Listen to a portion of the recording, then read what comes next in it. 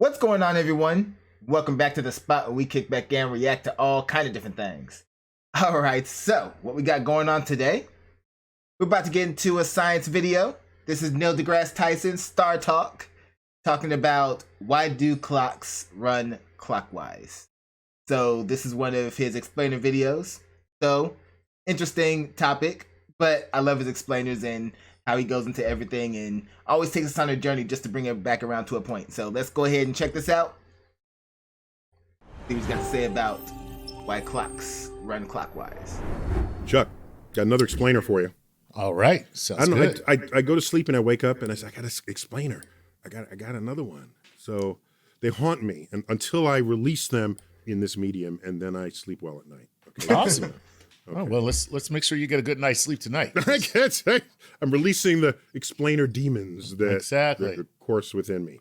This is the Neil deGrasse Tyson. We're going to call these the Neil melatonin moments.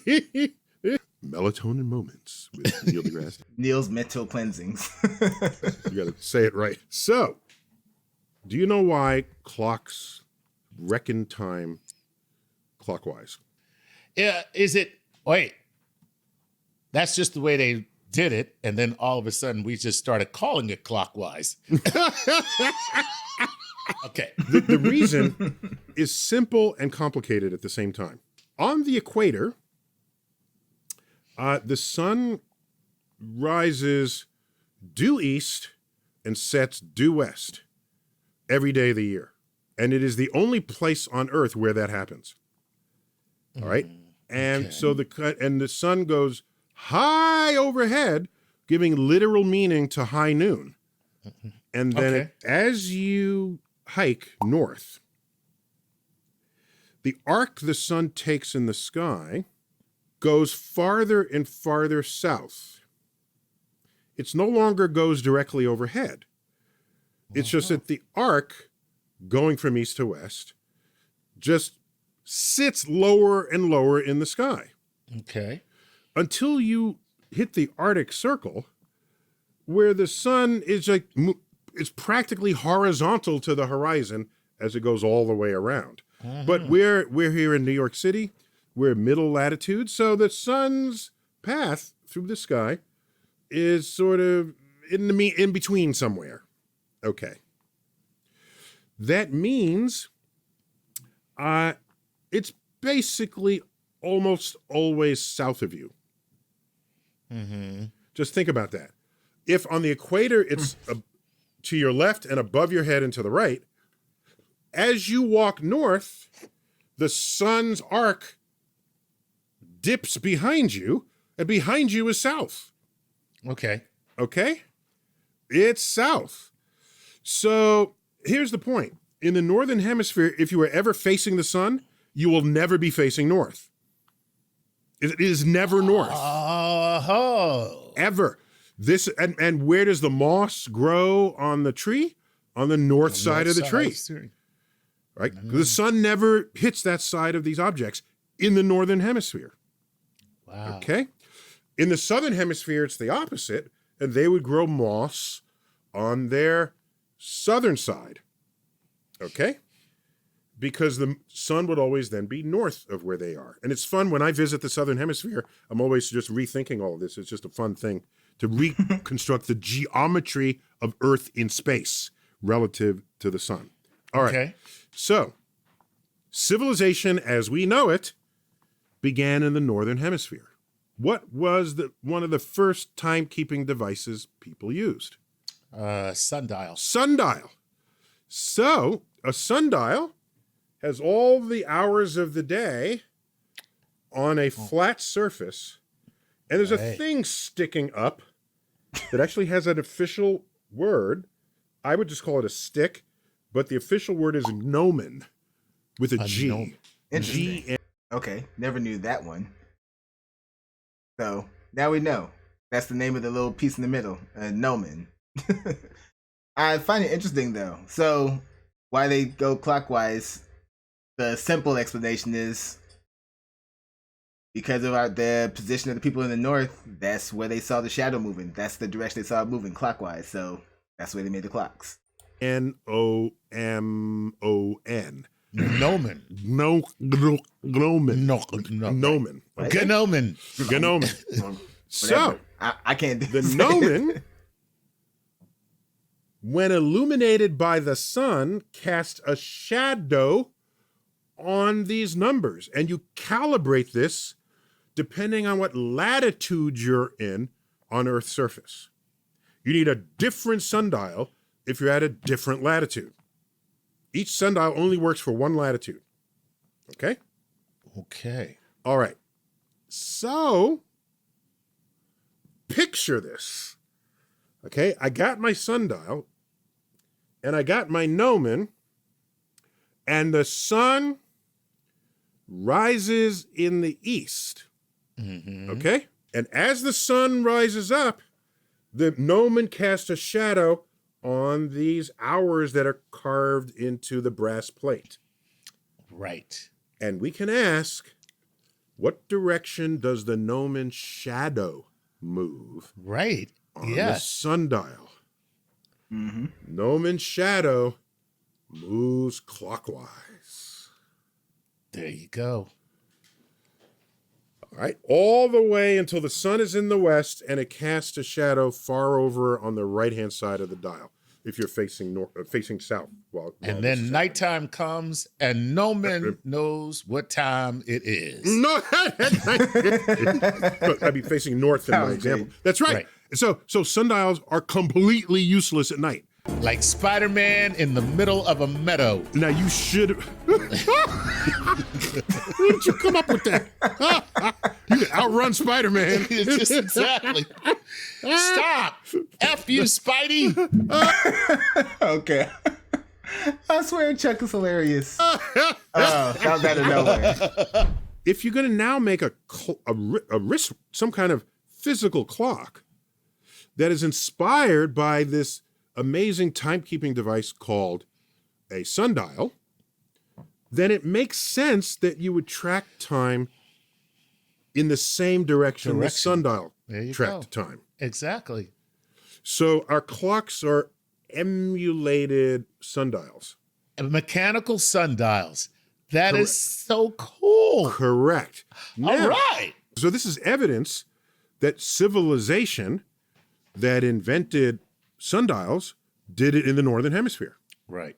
Because if it was the southern hemisphere, All clocks would be running backwards. clocks would be going counterclockwise. Counterclockwise. Correct. And have you seen the counterclockwise clock in my office? I have. Let me go get it. It's over there. Mini Neil is holding it. I'll be right back. Okay. Okay. So this is a literal counterclockwise clock. Look at that. And Why does looking at that just kind of make my head hurt? Like, it's like you get so used to seeing the clocks the way they've been designed, and you know it functions just fine. You'll be able to tell time off of it.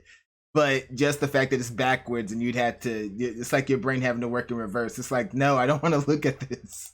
you can see it. So what time is it now? So it's looks like it's 40, like 401, 402. And Because it's backwards, he's struggling. His mind's trying to make sense of what he's looking at. Because right now he wants to say that it's like almost 8 o'clock, like a minute to 8. running. Oh, that is so creepy. it's so great. It's a perfectly normal clock. Yeah. It's perfectly normal, except it's going in the- southern hemisphere civil. Yeah, because it's like you see it, and in your head, when you get used to these clocks and everything, you're not even looking at the numbers anymore. You're just looking at where the hands are going. So in your mind, you're thinking 8 o'clock, like a minute to 8, but it's 4:01. It's like, no. Civilizations invented time. This is what clocks on your wall would look like. That's great. That's really cool. That is trippy. Yeah, it's a little Okay. trippy just to wrap your head around this. And there's nothing weird about it. No, It's it just isn't. weird. It's just so out Perfectly of normally the weird. ordinary that it trips you out. Right. Wow, look at that. That's cool. So that's why clocks There we go go. clockwise. And then we invented digital timekeeping. Where See, I'd be the type to get one of those and just hang it up in my living room. Just have people come over and get tripped out when they look at it and see what time it is. where there's just numbers. And I remembered when that came out, because that's how old I am. I said, wow, we don't have to think about what time it is by looking at hands on a clock. Yeah. The digits just tell you. And what I found is people started forgetting how to think of time geometrically. Okay, so if it's 12:30, you would, and it said it, you would say it's 12:30. In the old days, you say, oh, it's 12:30. Right. Quarter till. A quarter to. 10 of. No, quarters and halves are geometry of a circular dial. Right. Yeah. Okay, and so that's why we think 15 minutes is a quarter of an hour. Yes, it's also that in digital time, but you're not thinking that way. Right. The way you think of a quarter of a pizza or a quarter of a circle. So we've lost the power to think about time geometrically. I mean, some people have retained it, but by and large not. But it also gives a false sense of precision. When I say, what time is it? You say, oh, it's 12:33. Did I really care that it was 12:33? Really? Was that what I was after? I just wanted to know it's about 12:30, right? So, well, not if you're trying to catch a train. No, okay, fine. But otherwise, okay, often when... I'm sorry, Neil, but the way this world works, you be need to know them exact digits, everything. Where you work at, timekeeping, time clocks, everything is on the minute, on the second sometimes. Like, frustrating. When you ask someone the time, you just want to know the approximate time. But when it's handed to you digitally, you end up reporting it digitally. Right. And it becomes unnecessary precision in the moment. That's just a simple point I want to make. Yeah. And I have an analog wristwatch, and of course you see even the digital watches today, you can put it in analog mode, right? Yes. Where you can see the hand, which I like. So I have a digital watch that you can change the face of. I mean, and I have several different watch faces on here, and most of them are analog. But it's funny that you just said what you said about the digital precision. I don't use them because when I look down, I want to see numbers. You want to see numbers. Okay. I want to see numbers. Now, it turns out today, everyone does have the exact time as each other, right? And I tweeted a few months ago, I said, gone, in the era of the smartphone, right? Gone is the scene in heist movies where people gather in a circle and say what?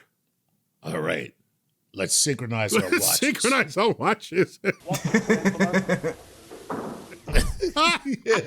And so anyone in modern times say, why would you do that? Yeah, exactly. Aren't they already synchronized with GPS? So that is such an antiquated, prehistoric moment in a heist movie that it's almost quaint. And I say, damn, I am that old, aren't I? Yeah, well, nowadays, it'd be like, all right, let's synchronize our... Yeah, yep, I'm that old because I remember movies that would do that. And TV shows. I remember when they spoofed it on Parker Lewis Can't Lose. They spoofed it on a bunch of other shows too. But yeah, I remember the synchronized watch thing. So I guess that means I'm old, right? Watches, and they'd be like, what's a watch? Synchronize your watches. I don't know how to do that. I don't wear a watch. Time is a construct.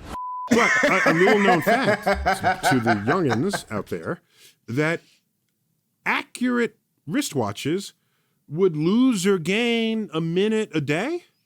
Right. The accurate ones was a minute a week, a couple of minutes a month. So you were guaranteed to not match the time of other people if you were about to commit a crime. And that's why you have people say, what time do you have? Yes. What time do you have? Not what time is it. Not what time is it. Yes. What time do you have? Right. And that way, that's the time, your own little world and your own little watch. Yeah. Be like, oh my God, it's 4:30. I'm late. Oh, wait a minute. I'll just go in the kitchen. It's only 4:15 in there. I had a friend in college who kept her clock 20 minutes early. And I say, why do you do that? Oh, so that way I'm never late. Don't you know that it's 20 minutes early? Exactly. Yeah, but I still, and I couldn't. I always hated that logic. It's like, you know that, like, oh, I'm gonna put my clock ahead so that I'll wake up earlier than usual. Why don't you just set the time to wake yourself up earlier than usual? Is it like, I don't get it. Is it like a mental thing? If you see that you need to get up at 6 o'clock, so you're gonna set it a little ahead of time because you know, is it because you're gonna look and see at 6, you're automatically gonna roll over? So you're not taking responsibility for yourself? That's what you're saying? I don't know. It makes no sense to me. Why are you setting it ahead of time when you know that you set it ahead of time? So are you tricking your own brain? I don't know. It doesn't make sense. I'm too analytic to embrace that. I just let it go. I was not going to have a conversation about that. It'd be something different if she had someone randomly each morning set it ahead. Yeah. You set my clock ahead, I won't know what time. And you don't know how many minutes or whatever. Exactly. It could be 2 minutes ahead, it could be 10 minutes, it could be 20 minutes. Exactly. That's right. But when you do it, you know, it's like hiding your own Easter eggs. Come on. And one last thing, in the old days when they made chronometers that they would send out to sea, if you built a very careful seaworthy chronometer and you sent it out and it lost a minute a day, you would not take it back to the shop to fix it. You had a formula correction for it, and you would not mess with it. So after 3 days, it would be slow by 3 minutes, and you'd correct for that. And so that's how you got a clock and took it with you, the clock and the correction formula. So you would always be on time and on cue. Oh, that's thank God for the phone. All the extra work you have to do. That sounds like a nightmare. Or jet planes, right? I mean, it was just annoying enough back then with wristwatches and everything, knowing that after a couple of days you had to set it back. See what times, I think. And then it was like, what was it? Especially like the 80s and 90s, you'd have the watches that different watches would be at different speeds. So you had to figure out how fast your watch was and how many minutes to be ahead by the end of the week. Oh, it was a pain. So yes, thank God for cell phones and synchronized time. It was annoying back then. So I just wonder, in 100 years, and say, oh, those poor suckers back in 2023, they only had GPS, and they only had this, and they only had that. I think I lose sleep over wondering how primitive it is, what's going on with us, that when people 100 years hence will look back and be glad they're not alive back in these backwards times. Or they'll look back and realize, God, those guys were actually alive back then.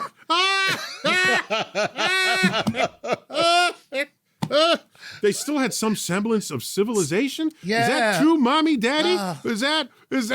Tell me more. Tell us about the before 4 times, Dad. Oh, man. Apocalypse Before scenario. we became pets for AI. Exactly. But before... Yeah, man. Who knows? Children, there was a time when humans controlled artificial intelligence. Yeah. What? God, you're just making stuff up, Dad. No, it's true. We invented them. All right. All right. We got to call it quits there. That's awesome. Good All stuff. right, Chuck. Always good to have. All right, that was another good one. Oh man, just love watching their commentary and their banter and stuff, and always bringing up some interesting topics. So yeah, it's like obvious answer as to why, but the full explanation, giving you context and everything is always nice. Anyway, that's gonna do it for that one. So y'all know what to do. Go down in the comment section. Let me know what y'all thought about this one. Let me know what you'd like to see me react to next. Hit that like button before you go. Share this video with everyone you know, and subscribe if you haven't done so already. All right. So till next time, take care of yourselves, and I'm out of here.